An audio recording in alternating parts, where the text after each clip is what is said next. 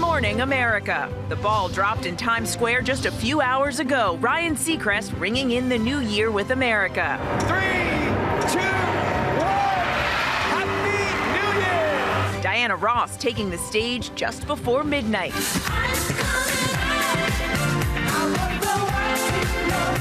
As New Year's Eve was welcomed in across the country.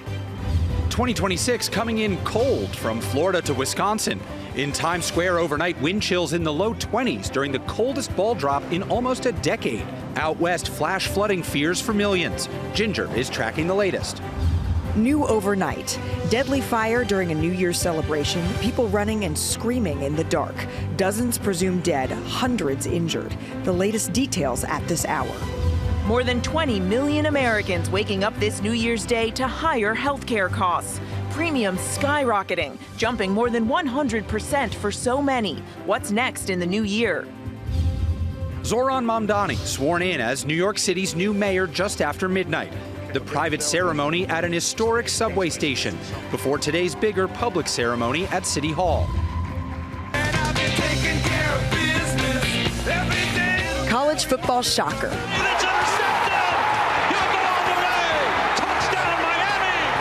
Miami beating Ohio State in one of the biggest upsets in college football history.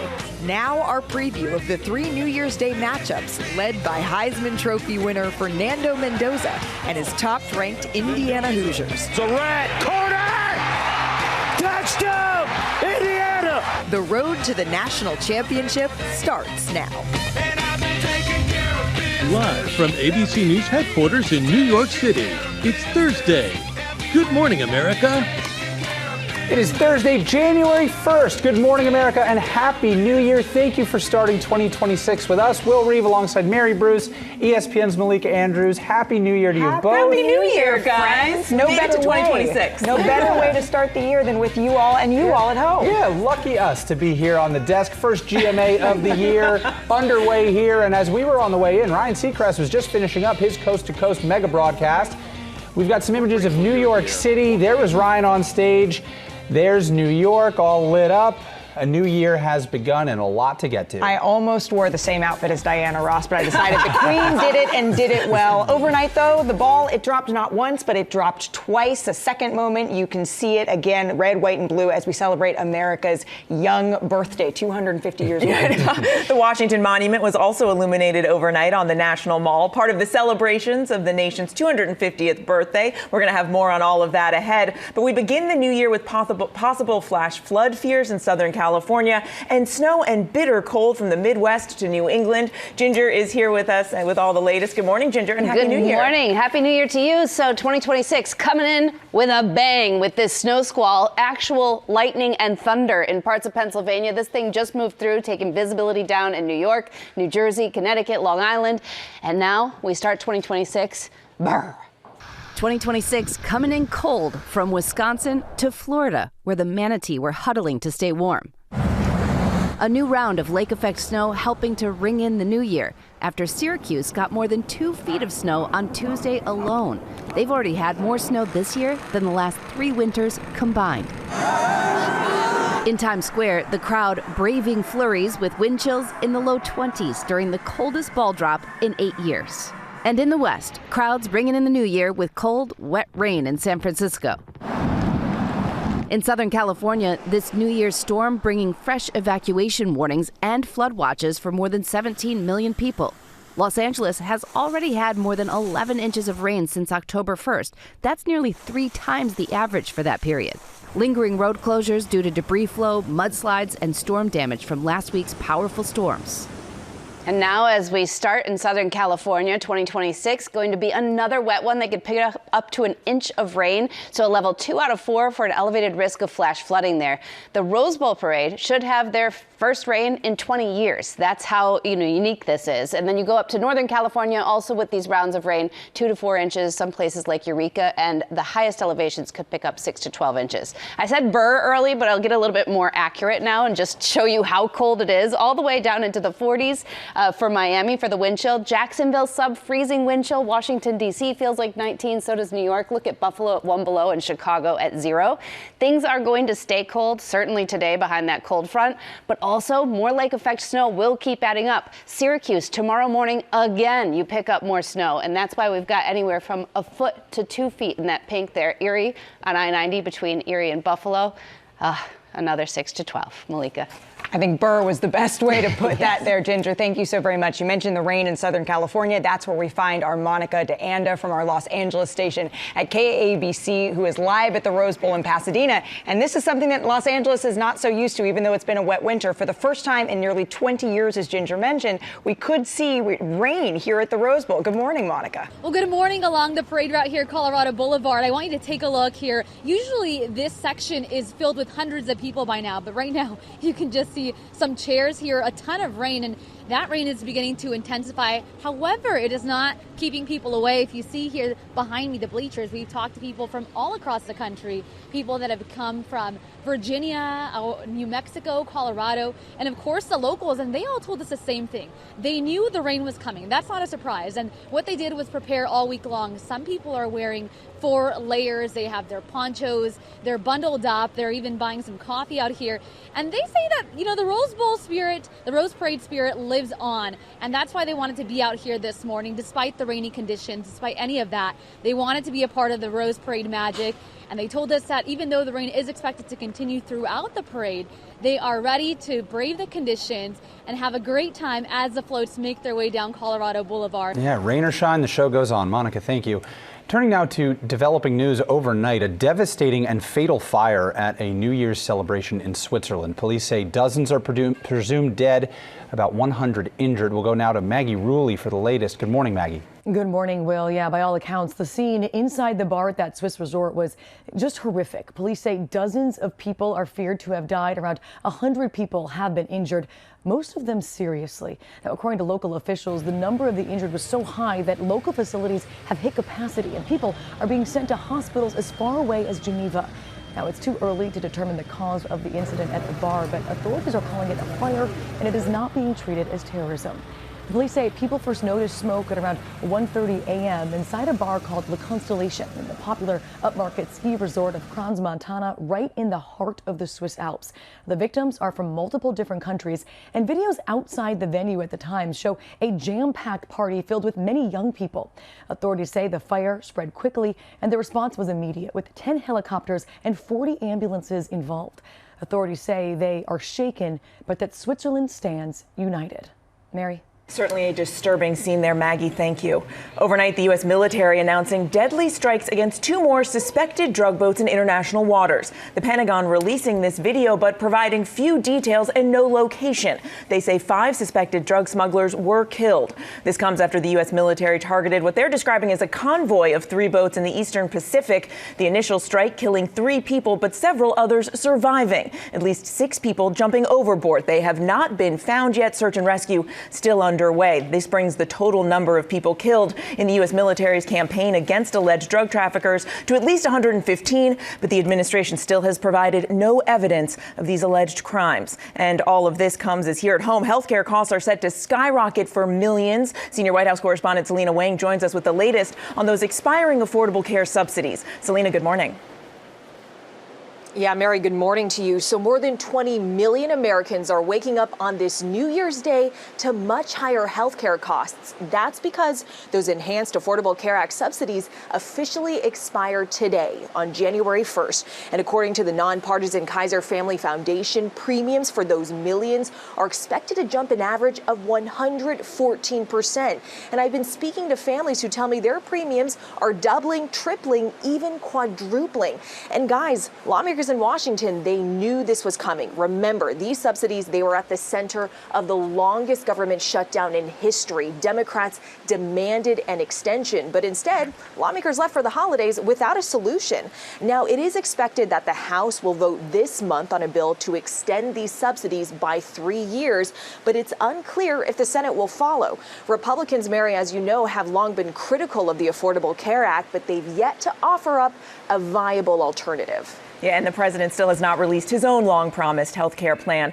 And Selena, the president also this morning with a significant retreat, at least for now, removing the National Guard from some Democratic cities after facing legal challenges. Yeah, Mary, President Trump is announcing that the National Guard is leaving Chicago, Los Angeles, and Portland, but warns, quote, "We will come back if crime begins to soar again." Now, this comes just a week after the Supreme Court blocked the president from sending the National Guard troops to Illinois. That was a major legal setback for the president. So with this announcement, it appears that the administration will be complying with the court's order. Mary? The National Guard, though, still remaining in several other cities. We will see where this fight goes from here. Selena, thank you.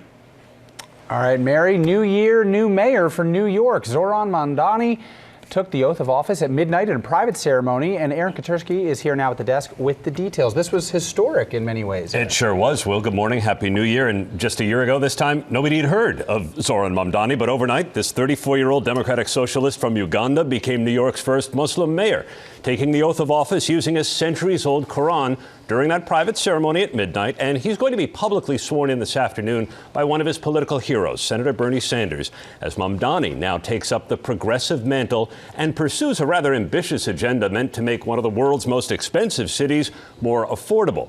City Hall is closing blocks of Broadway to accommodate an anticipated crowd of 40,000 people for Mamdani's inauguration, many of them expected to be the young people, immigrants, transplants who all helped propel him to victory. Mamdani received more votes than any candidate in decades. He vanquished a New York political dynasty. He even charmed President Trump during an Oval Office visit, but almost 1 million people voted against him. So expectations are high. Success is hardly guaranteed. Now, New Yorkers are famously skeptical, but at a time of distrust in government, many here may be rooting for the upstart Mamdani, hoping that he's going to deliver positive change for New York City. We will see how it goes. Aaron, thank you so much for that. We're going to turn now to the best moments from last night's New Year's Eve celebration. I guess it was last year as well. From Sydney Harbor to the ball dropping in Times Square. If you went to bed early, we have you covered. Rhiannon Alley is here with a look at some of the highlights from New Year's Rockin' Eve all around the country. Good morning and Happy New Year. Happy New Year. Well, if you were out in your New Year's best, or if you were out at home in your pajamas like me and my kids, Stroke of Midnight brought fresh starts, big dreams, and one unforgettable countdown.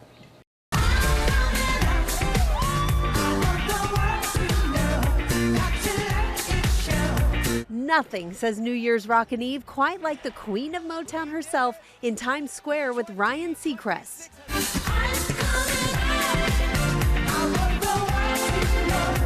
Diana Ross delighting the crowd with some of her biggest hits.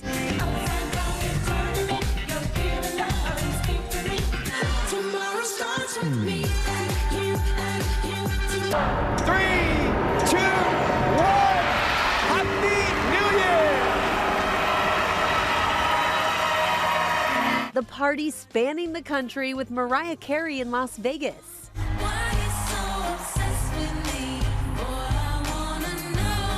Post Malone in Nashville.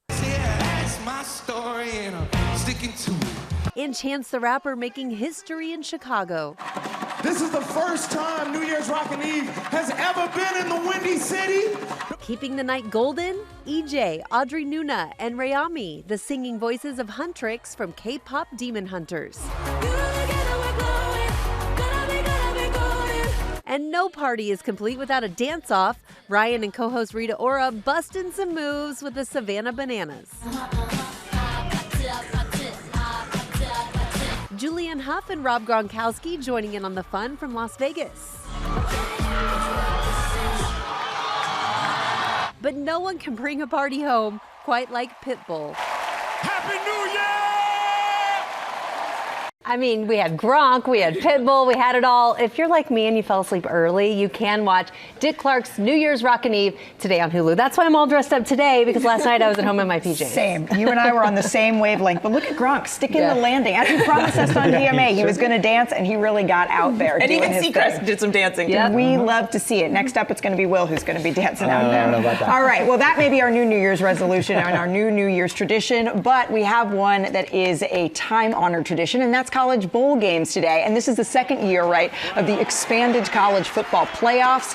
ESPN reporter, my sister from ESPN, Laura Rutledge, is live in New Orleans ahead of the Sugar Bowl with the preview. Laura, we never get to do this together on ESPN, so we get to do it here on Good Morning America. Happy New Year to you, my friend. What do you say? Should we start with the Cotton Bowl? Let's do it, and Happy New Year, Malika. It's so great to be with you this morning. And this upset in the Cotton Bowl last night with Miami beating Ohio State is the most shocking upset we've seen in the 12 years of the college football playoff. Just incredible by Miami. And it started out with their talent on display and some things going their way in the first half, right? But really, what made the difference was their toughness in the second half of this game. And I'm just telling you right now, Ruben Bain, Akeem Mesidor, they are going to be tough for any quarterback that faces them the rest of the way. Malika, you called it yesterday. You said that Miami defense was going to be a force to be reckoned with. Well, let's not go too far here, Laura. I'm no college football reporter. You are the expert, and that's why we brought you in, especially because we have 3 more games today. What are you looking at? Yeah, let's start with what we'll see in the Orange Bowl between Oregon and Texas Tech. Dante Moore, the Oregon quarterback, has been so talented. When he has time to throw, he is surgical. But this Texas Tech defense is really good, so that's something to look out for in that game for sure. And I think that's going to make all the difference. If he has time to throw, he should be able to win this one for Oregon. And then in the Rose Bowl, this is the best game of the day, I think, between Alabama and Indiana. Indiana features the Heisman Trophy winning quarterback Fernando Mendoza, and he is just all class. He's been so wonderful to watch him. His story, we're going to see him for the first time in this playoff against an Alabama team that knows the postseason so well. They've been playing some of their best ball lately, and they've gotten healthy. And then in the nightcap, we'll have the Sugar Bowl, which is where we are, between Ole Miss and Georgia. And this is a really interesting game. These two teams met earlier in the season. Georgia got the better of Ole Miss, but Ole Miss is a team that Georgia says is the most talented team they've seen this entire year. So we'll see what that matchup looks like. Georgia, of course, has a bad taste in their mouth after not winning this game last year. Kirby Smart saying they are out to try to advance in this playoff, and they too are playing a lot better defense, a lot more in line with what we've seen from the Georgia Bulldogs in year past. So we'll see how it all shakes out. But I can't wait for today. It's going to be an amazing day of college football, Malika. Yes, it is, especially with you on the sidelines, Laura. Ole Miss aiming to keep one of the best seasons they have going. Thank you so much. And you can stay with ESPN all day for the big 3 games. They start at noon Eastern, and it's not just college game day that we have to look forward to, but it's the last weekend of the NFL regular season. We have Desmond Howard, who's going to join us live to break it all down. Can't wait for that. Also ahead, Aaron Katursky on the big criminal trial that's set to happen in 2026. Aaron. The court sure surprised us in 2025. Malika, some big cases ahead in the new year. We'll have all that coming up.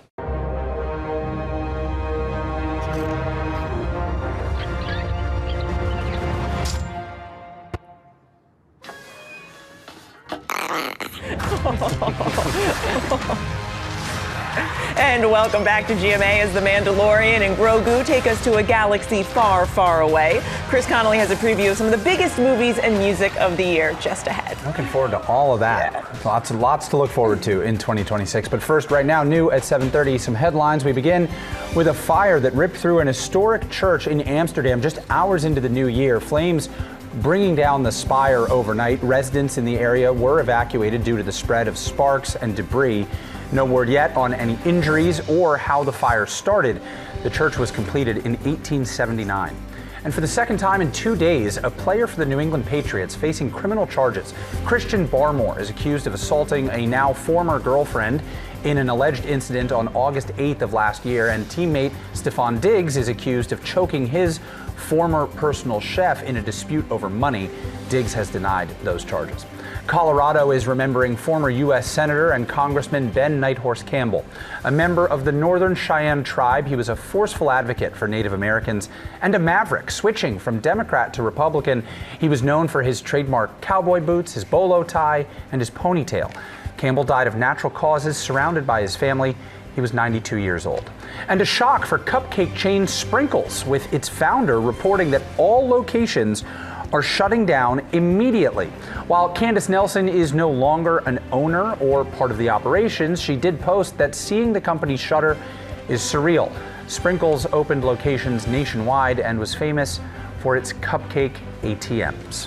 The end of an era, certainly. Now to some major court cases ahead in the new year. In 2025, juries acquitted Karen Reed of murdering her boyfriend and Sean Combs of the most serious charges he faced. So now, as the calendar flips to 2026, the courts have a full docket dealing with high-profile crimes. So let's bring back our chief investigative correspondent, Aaron Katursky, to tell us about it. Aaron, good morning. It's always good to see you. Good morning to you, Malika. All right, so let's start here with Luigi Mangione, and he's been accused of murdering United Healthcare CEO Brian Thompson. Some key rulings to watch ahead here, Aaron. There are. And Mangione is facing a possible death sentence over the death of Brian Thompson. And his attorneys are really fighting to keep some key evidence out of the case. He's due in federal court after attending this weeks-long hearing in state court to determine what evidence should or should not be suppressed. The judge is going to rule this spring whether police officers legally searched Mangione's backpack, where they said they pulled the alleged murder weapon,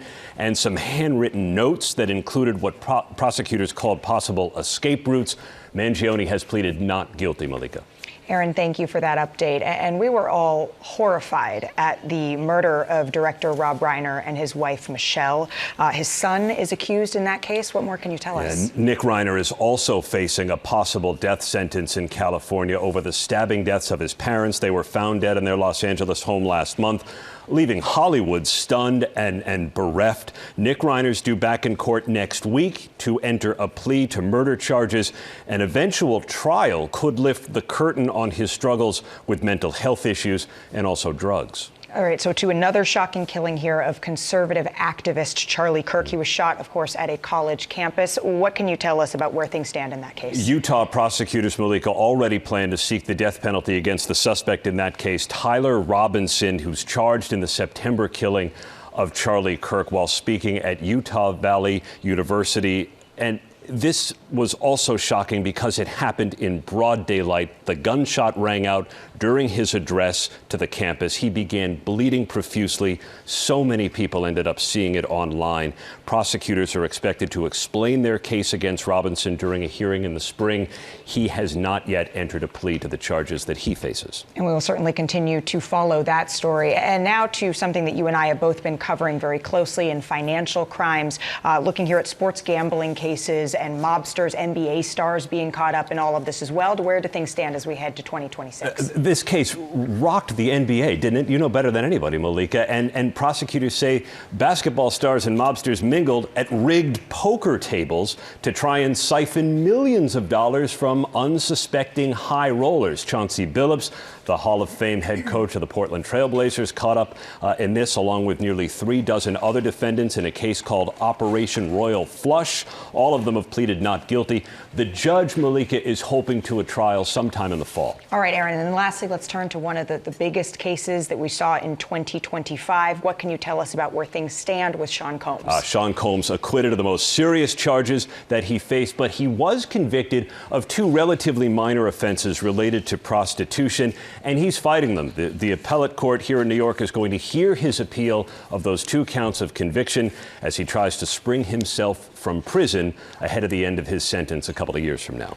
Aaron, thank you so very much. Well, all right, a lot on the docket in 2026. And we turn now to New Orleans, marking 1 year since the terror attack that killed 14 people and injured dozens more. ESPN's Laura Rutledge was in New Orleans on that day, and she's back here on GMA now to tell us about the impact of that tragedy 1 year later. Hello again, Laura.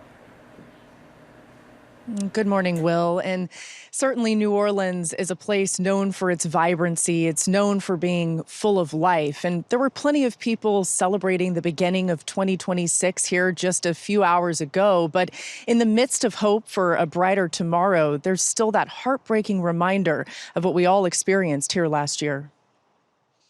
1 year ago this morning, New Orleans was rocked to its core.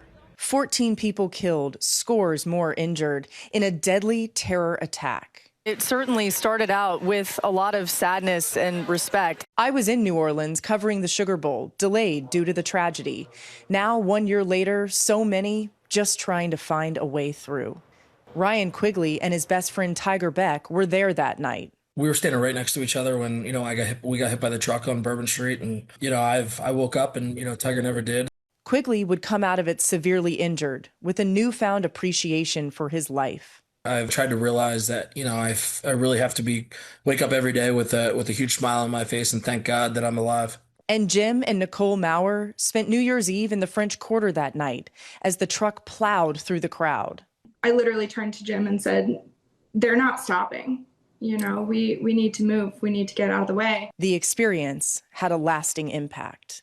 Life is extremely short, but we are so thankful. I think we did a little more travel, a little more time focused on family, remembering that you only live once. You never know when that's going to be done. Today, the French Quarter is once again bustling with increased security and a lingering, somber remembrance. There's also a heartfelt memorial on Bourbon Street called Second Line in the Sky. It features 822 prayer flags and invites visitors to pause, look upwards, and reflect. The Sugar Bowl will be played here tonight at 8 p.m. Eastern between Georgia and Ole Miss in this stadium. And Georgia coming back here, Kirby Smart, the head coach, hadn't been back since last year. He said just looking at the streets of New Orleans brought all the horrible memories back. And he hopes tonight with a heavy heart that his team can honor those victims. Guys. May is slated to bring Anne Hathaway and Meryl Streep together once more for The Devil Wears Prada 2. Miranda? Took you long enough. And Baby Yoda gets the IMAX-sized big screen treatment for Star Wars, The Mandalorian, and Grogu. Impressive. What should you do, Heathcliff? And here comes Margot Robbie and Jacob Elordi. So kiss me. This isn't your 10th grade Wuthering Heights. So what happens to Nate Bargatze's dad when Mandy Moore's Ultramom wins a Shark Tank mega deal? A high-concept comedy called The Breadwinner. This isn't the 1950s. Dads stay home all the time. Remember First Man? I'm not an astronaut. I'm not an astronaut. I'm not an astronaut. Well, Ryan Gosling is going back to outer space, this time for Project Hail Mary. Fellow animals! And here's a potential earthly treat, Hoppers, the latest from the folks at Pixar, voiced by Meryl Streep as well. Let's squish the humans. Those confirmed for live shows this year include the unstoppable Cardi B. Ever since I was a kid, I've been legit. And here comes The Weeknd, outside the U.S. only. Bon Jovi in New York City for the first time since John Bon Jovi's vocal cord surgery. I've been waiting and knowing. Country gentlemen like Luke Combs. Ain't it fun?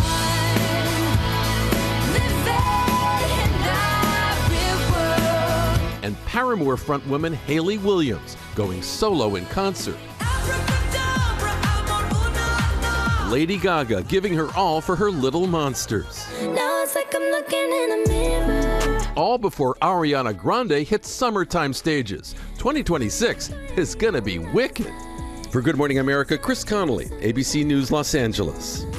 First play of the day of the year, and it is a double dose of the ball. Last night in Times Square, we welcomed in the new year, but we also kickstarted Disney's celebrations for the 250th birthday of this great country. Take a look. Overnight, as soon as the clock struck midnight, 3, 2, 1, Happy New Year! America celebrated a milestone, the 250th birthday of the United States. A celebration which will last all year, and Disney is also bringing the magic. Coming July 4th, 2026, a television event. It's never been done before. It's America's 250th birthday, and since no one throws a party like Disney, we've got a 24-hour non-stop live national celebration.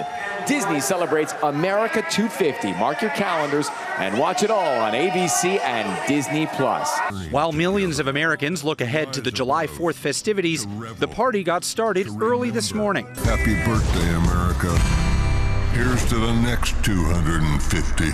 When, for the first time ever, a second surprise ball drop took place. A special ceremonial moment after midnight, officially welcoming in 2026 and the anniversary of our nation's founding.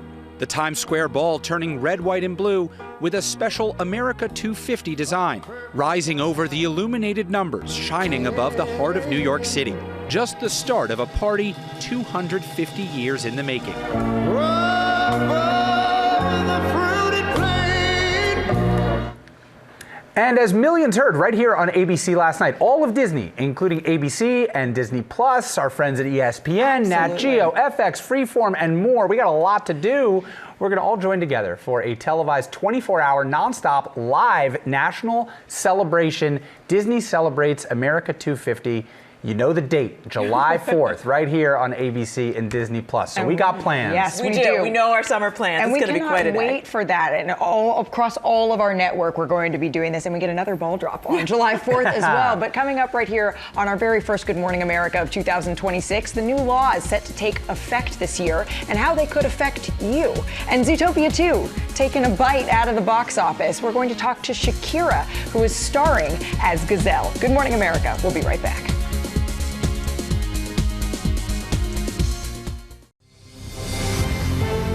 Good morning, America. Happy New Year. It's 8 a.m. 2026 coming in cold from Florida to Wisconsin. In Times Square overnight, wind chills in the low 20s during the coldest ball drop in almost a decade. Out west, flash flooding fears for millions. Ginger is tracking the latest. Home sweet home? Why the housing market this year could be great if you're looking to buy, how low the rates could go, and why it could be the best time to refinance.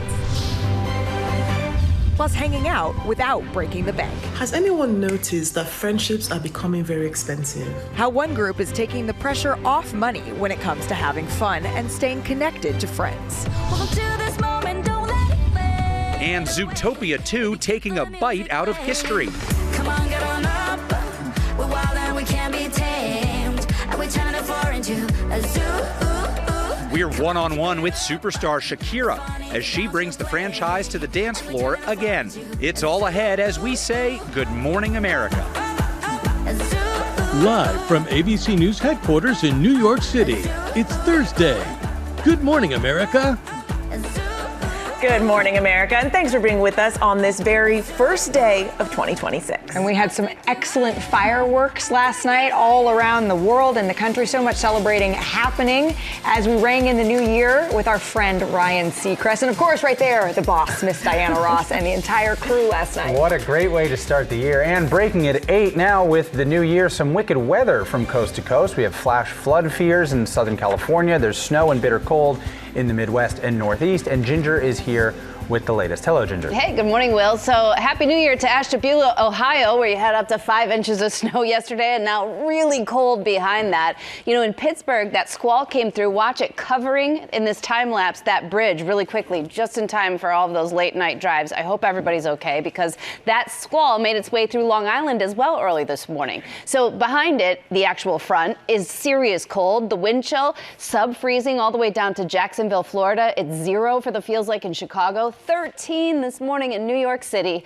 and we are going to see more where that came from, the lake effect snow along I-90 between Erie and Buffalo, and then over there in Syracuse. I think Ashtabula, you get a couple extra inches too in the coming days. So Wrightwood, California, this was from last week. Remember how bad it was. We've had nearly a foot of rain in Southern California since October 1st. Los Angeles doesn't do that in the winter very often, but we're doing it. And again today, a level 2 out of 4, elevated risk of flash flooding. We already have some evacuation warnings in place through tonight. That's where the issue are going to be. And then the rain and the kind of rest of it kind of goes through the next couple of days. And so through the early weekend, you could pick up even more snow in the Sierra Nevada. Malika. We hope that everyone stays safe there in California. Ginger, thank you so very much. Now to some potential good news for home buyers as mortgage rates continue to fall. Will the new year bring maybe a new home for you and your family where there's no one better to break down those numbers than our Elizabeth Schulze. Elizabeth, good morning and Happy New Year to you. Happy New Year to you, Malika. Happy New Year to everybody. Look, 2026 bringing some signs of hope for the housing market. We're going to start with mortgage rates now at a 15-month low. The official average rate on a 30-year fixed mortgage, now 6.15%. So that's down from 7% at this time last year. What's behind this? The Federal Reserve cut rates 3 times at the end of last year. The Fed's now in kind of wait and see mode. So a lot of housing analysts do expect that we will stay in this low 6% range this year.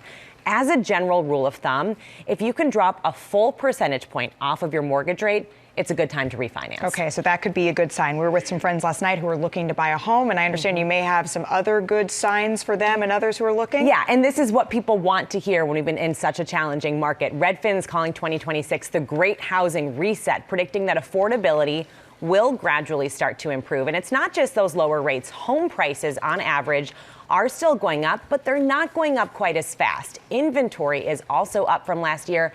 More people are listing their homes for sale. Still very challenging for aspiring homeowners. We know that last year, only 1 out of every 5 new buyers was a first-time buyer. So any of this is very welcome relief for people on the market. And we will take it. I will be following it and you take it. Thank you so much, Elizabeth. And now to the new laws that take effect this morning, from minimum wage to family medical leave. Olivia Rubin is here with a few that are making headlines right now. Olivia, good morning. Mary, good morning. Happy New Year. Many waking up with their own personal resolutions this year, but these are some new rules that can't just be broken in a few weeks. New state laws going into effect around the country this year, and this one a welcome impact on your wallet. Minimum wage increases taking effect coast to coast in nearly 20 states. That includes Nebraska and Missouri. You see it right there, jumping up to $15 an hour. And Washington State, which now has the highest statewide minimum wage in the country at $17.30. And with many concerned about the rising healthcare costs, New York now implementing a new law aimed at lowering the cost of EpiPens. Starting today, some health insurance companies are required by law to cover them with out-of-pocket costs, now capped at $100 per year. And changes coming to some schools too. A new cell phone ban taking effect in Georgia by the end of this school year, which means no devices for students in kindergarten through 8th grade during school hours. Kids might not like that one. And meanwhile, some new paid family medical leave programs going into effect in Minnesota, Maine, and Delaware too. In Delaware, eligible employees can now take up to 12 weeks per year. Some welcome news there for many. Lots of changes coming up. Olivia, thank you. And coming up in our GMA morning menu, how to hang out with friends without breaking the bank and still have fun together. That's very important. Also ahead, Grammy-winning superstar Shakira talks Zootopia 2. Plus, how the cast of Aladdin helped open up a whole new world and make a dream come true for some super fans. And it is 2026, and that means it's the 250th birthday of America. How the year-long celebration kicked off overnight. We have all the details. That's all coming up right here on GMA.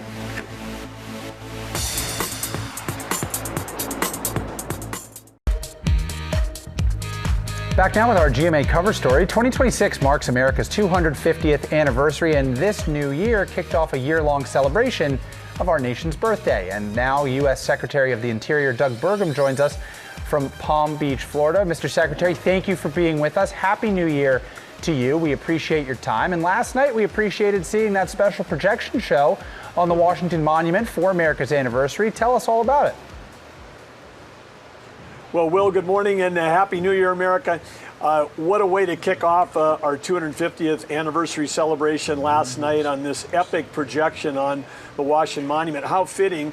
We wouldn't have a country without George Washington, his leadership, his courage, long before he became our first president, just to win the revolution.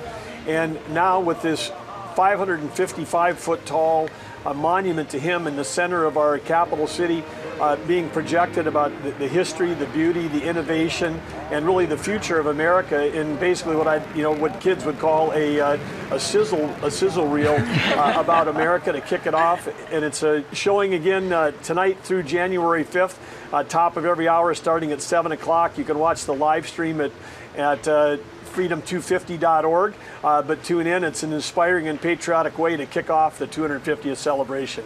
A good sizzle reel to kick things off. And Mr. Secretary, you of course oversee the nation's parks. So how are we going to see the national parks celebrating 250 years of America? Well, across our 63 flagship national parks and our hundreds of historic battlefields from Lexington, Concord, Independence Hall, Washington, D.C., Charleston, there's going to be events all through the summer celebrating historic events from our history. One of the most exciting ones that's happening, the largest private sector partnership ever with a national park at the entrance to Theodore Roosevelt National Park, the only national park named after a person instead of a place in the Badlands of North Dakota, a $450 million presidential digital library that's opening there.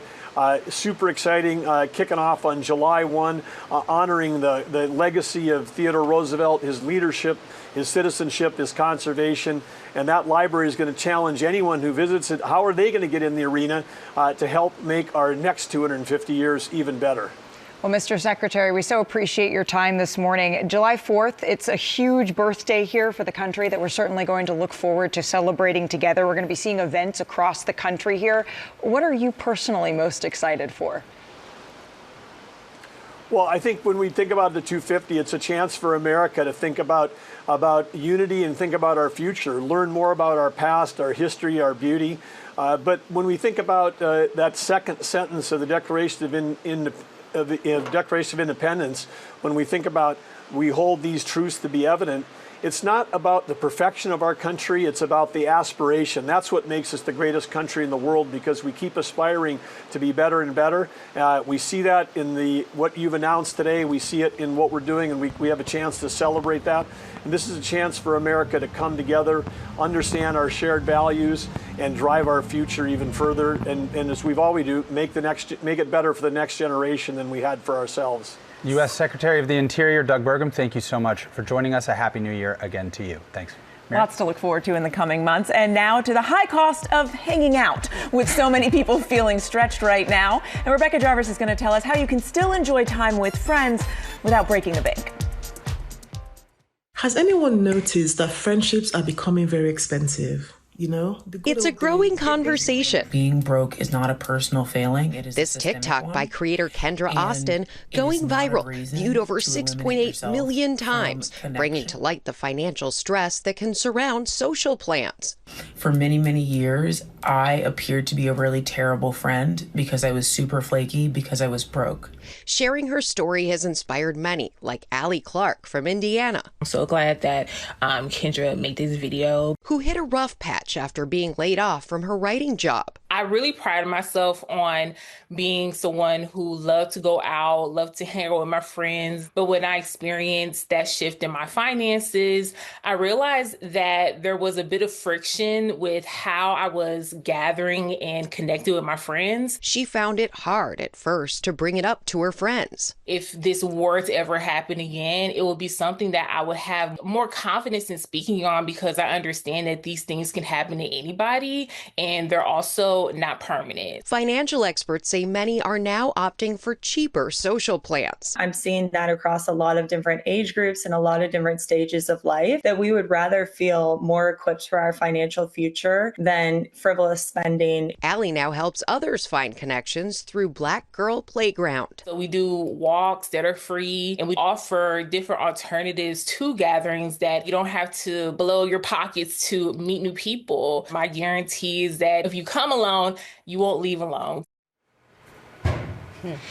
So now to Zootopia 2, we got some big news. This is a packed show we have for you because they've, taken a bite out of the box office here. Disney's highest grossing animated film ever, friends. We're talking about $1.46 billion. That's billion with a B dollars. And Grammy-winning singer Shakira joined our Janae Norman to chat about all things returning to the franchise and so much more. Come on, get on up. We're wild and we can't be tamed. And we're turning the floor into a zoo. She's the international sensation, bringing the fierce to the Zootopia dance floor again. You have a lot going on. Really? A busy gazelle. Yeah. Shakira reprising her role as pop star Gazelle, a part that is all too familiar for her. You're also in the middle of your tour. It's a huge tour. You just won the Billboard Global Touring Icon Award.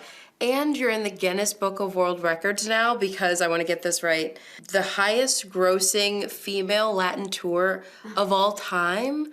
That's crazy. Is it? Does that feel crazy to you? You know what's crazy? That at this point in the game, I feel like I'm just starting. I have the best fans in the world, and they make me feel so inspired, and it's been amazing. We've performed in front of 2.5 million people so far. I really feel fortunate, have had a really long career, almost 30 years. The mom of two teaming up with Ed Sheeran and music producer Blake Slatkin to co-write the film's original song, Zoo. Now being a part of Zootopia 2, 10 years later, getting to share it with your boys in a whole new way. What does it mean to you to be back a part of this incredible movie? I just couldn't believe that Disney called me again for Zootopia 2. This is one of their biggest movies. Yeah. So I felt, you know, the challenge and a big responsibility to come up with something that was up to the task. I know you said you were excited when Disney called again, but were you nervous? Because Try Everything was everything. I mean, it's been streamed nearly 3 billion times. I wanna try everything, I wanna try even though I could fail. It was huge with the first movie, so did you feel nervous about going into doing it a second time? I mean, I definitely felt the responsibility that it entailed, but I wasn't that nervous. I felt in good company with Disney. They really gave me the license to just explore. And then with the video. The music video, a lot of that was your idea, right? Yeah. We started out 8 p.m. at night and finished like at 9 a.m. the next day. Oh my gosh, it was you just a powered long shoot. through. Yeah. Wow. Just wearing those horns. Only reason we are here is to celebrate. You play a gazelle, but you are ultimately Mama Bear. Even when you've got so much going on, what does it mean to you to be able to share that with your boys and to make that a priority? Well, they're my everything. We have a really close relationship. They tell me everything. They were babies in Zootopia 1, and right now they're a lot older, so they're very active, participating, and they have lots of opinions, like their mother. So I consulted with them many aspects, you know, from Gazelle's outfits to the music, and I was so happy to see them also voice the characters that they represented in the movie. They're the bunnies, the youngest brothers of Judy Hopps. Oh, how cute! And we recorded our lines together. Yeah. So it was really nice to see. They were actually not shy at all, and they were really enjoying it. So it's been nice to make him a part of this time around. And we're turning the floor into a zoo. Now we move on to how fans of Aladdin, who grew up watching the classic movie, are taking their kids to the Broadway musical. When the show's cast members heard about one family of Aladdin fans, they conjured up a big surprise for the whole family. Ed and Danielle Gager are both lifelong Disney devotees, passing down their love of Disney to their kids. Daughter Jordan and son Landon quickly becoming fans themselves, especially of Disney's Aladdin. So when Aladdin on Broadway heard the Gagers wanted to surprise their 2 kids with tickets, the show's cast decided to make the experience extra special for them. The Gager family hopped on the train from Long Island, unaware of all the surprises that were in store. Aladdin cast member Marcus M. Martin jumped at the chance to join in. All right, they're right there. They have no idea the day that they are in store for. Hi, how are you? Would you like to make a wish on the Genie's Land? Yeah, all of you, come on. And just let me know what you want to wish for. We wish to see Aladdin on Broadway. You wish to see Aladdin on Broadway. To see Aladdin on Broadway? Broadway? All right, okay, we might be able to do something. Come on, follow me. Turn around. You all are going to see the matinee performance of Aladdin on Broadway today. Are you excited? Everybody, the Gager family is going to see Aladdin! First, the show wanted to give the Gagers a glimpse of what it's like to perform Aladdin on Broadway. For this assignment, the show brought in Lauren Chapman. Let me see it in 3, 2, 1. Oh my gosh, you look great! More often than not. Look at you, Rockette. Mustache splatter, mustache splatter. Yes. Arabian nights, like Arabian days. Nice job. Give yourselves a round of applause. 1, 2, 3. Aladdin! Then it was time to take their seats to watch the real performers take the stage. Mr. Aladdin, sir, have a wish or 2 or 3. Humble the job, you picnic pop, you ain't never had a fair like. Sad and confined, and always locked behind me. The Gagers got to get a special view of the curtain call. We have a very special group, a family of Aladdin superfans, Disney superfans. Give them a big old round of applause. Ladies and gentlemen, put your hands together for the Gager family!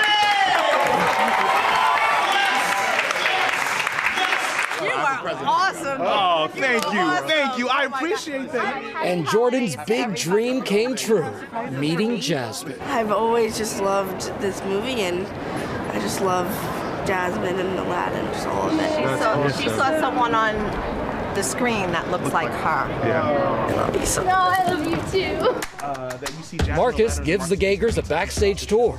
Some of the gold canes during Friend Like Me. Come on. Never had a friend. Hey, there we go. Come on. The magic box that Aladdin disappears in. That looks real, right? I know, right? Real. Some of our lovely ladies in Agrabah wear. Oh, this is the staff our Jafar uses. There's time for one last magical moment. I heard that y'all learned some steps. A couple steps from the show this morning. How many times do you get to dance on a Broadway stage? 5, 6, 7, 8.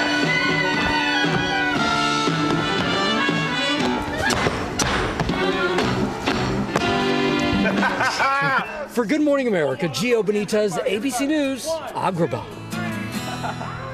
Our thanks to Gio for that. What a great experience for everyone. And they nailed that dance, I gotta say. That was serious. They really crushed it. And you can experience Aladdin on Broadway now at the New Amsterdam Theater. And coming up here on GMA, the big day in college football. We're breaking it down with ESPN's Desmond Howard. Stay with us.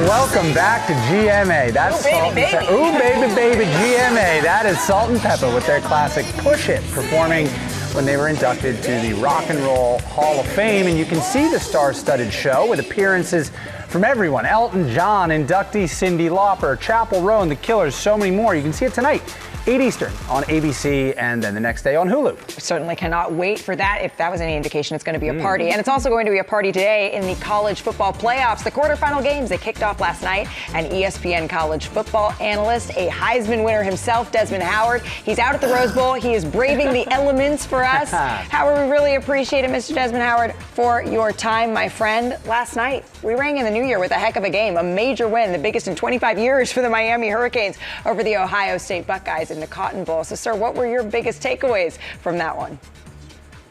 Well, my biggest takeaway was that I thought that Ohio State would struggle in the tournament. About 2 months ago, I said that they were the team that this hadn't been tested because their schedule was relatively easy. And they proved me right. You know, in the Big Ten championship game was their first test, and they lost that game to Indiana. They only scored 10 points, and then last night was their second test against another team that's pretty much their equal in roster in Miami.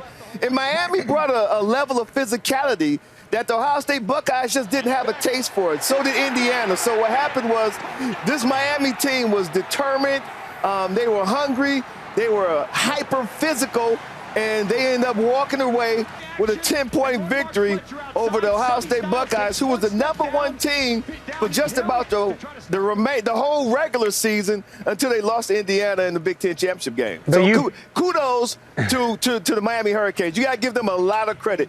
They came out there and they took the fight to Ohio State. Absolutely, and we got to give credit to you, Des. You know ball. You said Ohio State was going to falter, and they did. And then today we have quarterfinals continuing all day long, 3 big matchups. Texas Tech and Oregon kicking things off there in Miami at the Orange Bowl. What do you have there? You know, you look at Texas Tech, this is a team that their defense is their calling card. They have definitely the most expensive defense in the tournament, and these guys have paid off big dividends for the Red Raiders. And offensively, they have a quarterback named Baron Morton who's been playing at a high level all season long.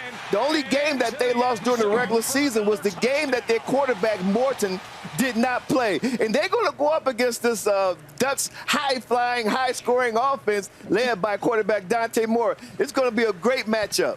All right, let's talk Sugar Bowl, another big rematch there. Ole Miss and Georgia facing off for the second time this season. So how can the Rebels pull this off under new head coach Pete Golding? You know, that's the million-dollar question, because obviously the coach last time these two teams met for Ole Miss was Lane Kiffin. and he's moved on. Now he's the head coach at LSU, and that was a really hard-fought game. We're talking about Ole Miss came out, and they scored touchdowns on their first 5 possessions. But then Georgia, they started to become Georgia again, and then they outscored Ole Miss 17-0 in the fourth quarter. So now we want to see how this team is going to look through Ole Miss Rebels without Lane Kiffin. I know they're excited to show the college football world that they can move on from Lane Kiffin and win big games. But, guys, I have to tell you, this Georgia defense is legitimate. They're for real. Early on in the season, they didn't look like themselves, but the latter part of the season, they look like a Georgia Bulldogs defense. This is going to be a dogfight in the Sugar Bowl. And I know you've got a little break in the rain there, but College Game Day is at the Rose Bowl, where we're looking for a wet day and a matchup that could continue a historic season for the #1 ranked Indiana Hoosiers, while the Alabama Crimson Tide hoping to pull off the upset. So what are the keys for both teams? Yeah, it's not raining. It's going to be just a nasty, soggy day here in Pasadena. So with the weather being the way that it is, I think it's going to come down to whoever can make the fewest mistakes and whoever can run the ball. I don't see either team, though they do have really good quarterbacks. Obviously, Fernando Mendoza, he won the Heisman. That's Indiana's quarterback. And Alabama's quarterback, Ty Simpson, early in the season, he was a Heisman frontrunner. So both quarterbacks are really good throwing the ball. But I think it's going to come down to the ground game. Who's going to be able to move the ball on the ground consistently? Because I'm not sure. They're going to take a lot of chances throwing the ball in this type of wet, nasty, soggy weather. Alabama's defense has been playing better, but that Indiana defense, that's the first defense that exposed the weaknesses of Ohio State's offense. Those guys are for real and legitimate, too.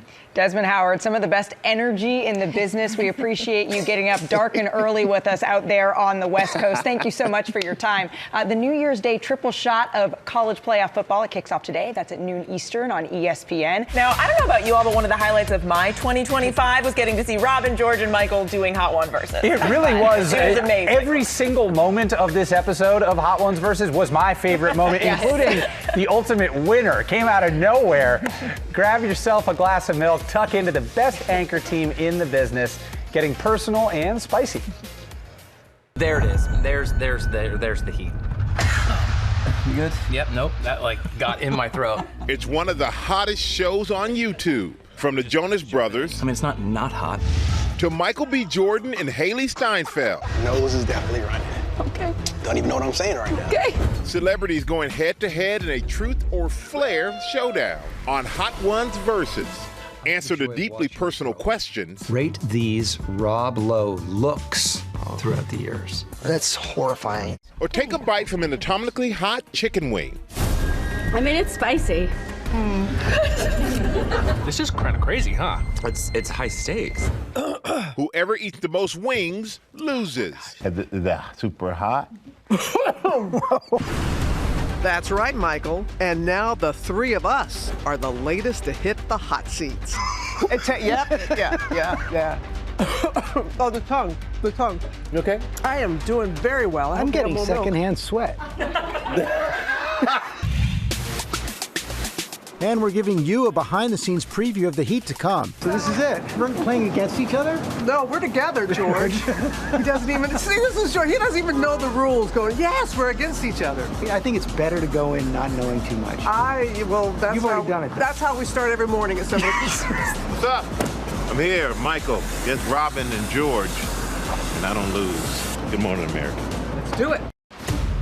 As we wait in the wings, get that wings, we're already getting a bit hot under the collar. I feel like I'm in the locker room. Feel good. Pumped. I'm scared.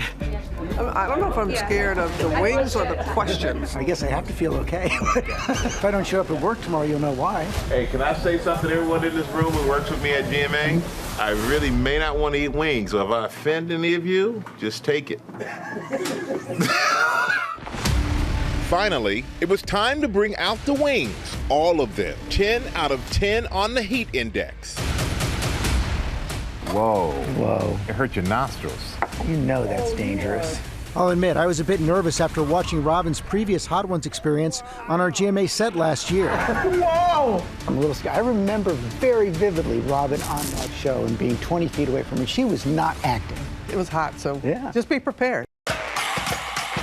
But little did we all know, it would be the fiery and deeply personal questions that would get our blood boiling. This year marks the 10th anniversary of Magic Mike XXL, a film you appear in.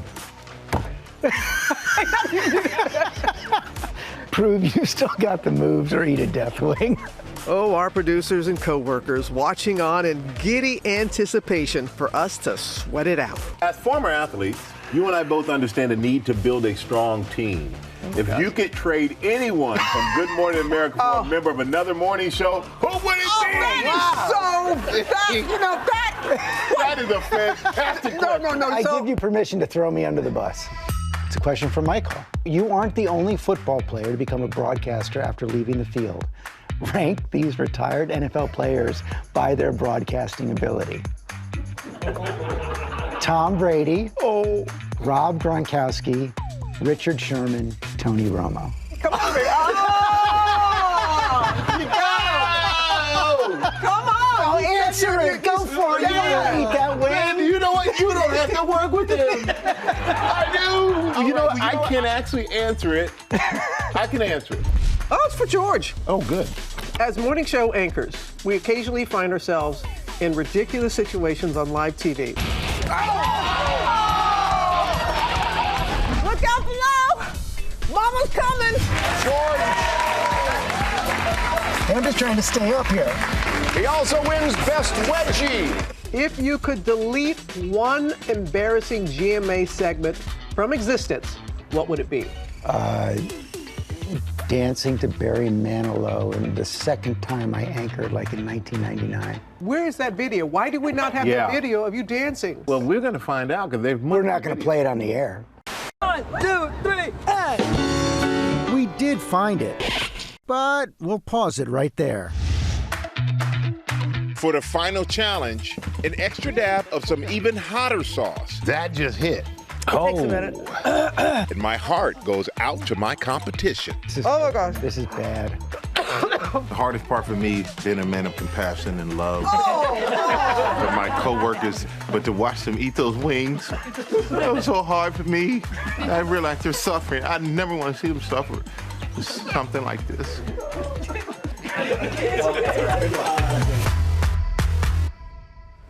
And coming up here next, George's one-on-one conversation with Michael J. Fox about his new book, taking readers behind the scenes of some of his most beloved projects.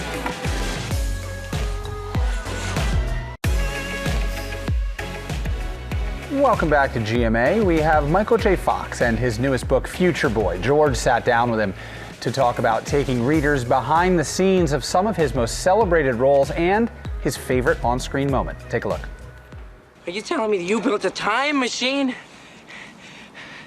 out of a DeLorean? In his new book, Future Boy, Michael J. Fox tells the story of his whirlwind 3-month journey, playing Alex P. Keaton on Family Ties by day.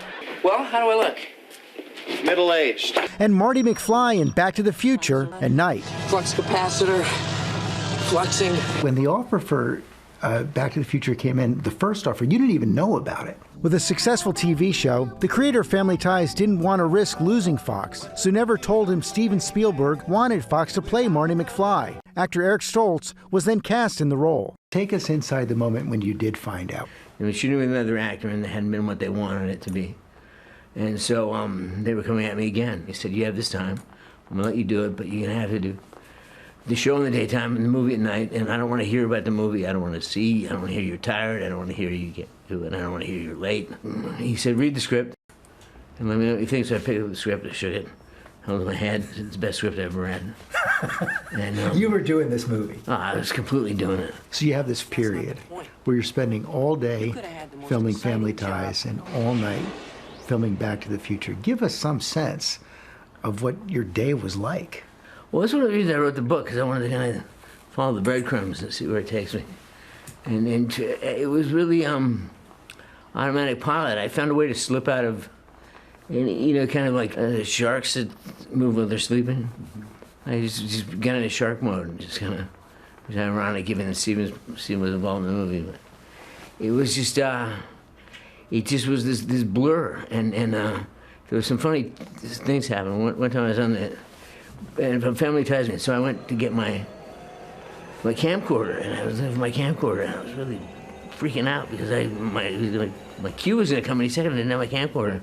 And at the last minute I realized I don't have the camcorder. Marty has the camcorder. Alex has the briefcase. So I mixed up the props.